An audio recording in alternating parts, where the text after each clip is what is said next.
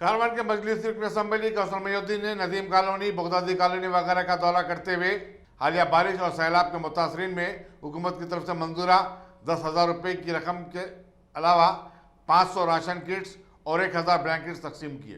उन्होंने कहा कि वो खुद भी अपने हल्के में रिलीफ के कामों की निगरानी कर रहे हैं, जबकि मजलिस कॉरपोरेटर्स और सरगर्म कारकुन शब रोज इस काम में लगे हुए हैं।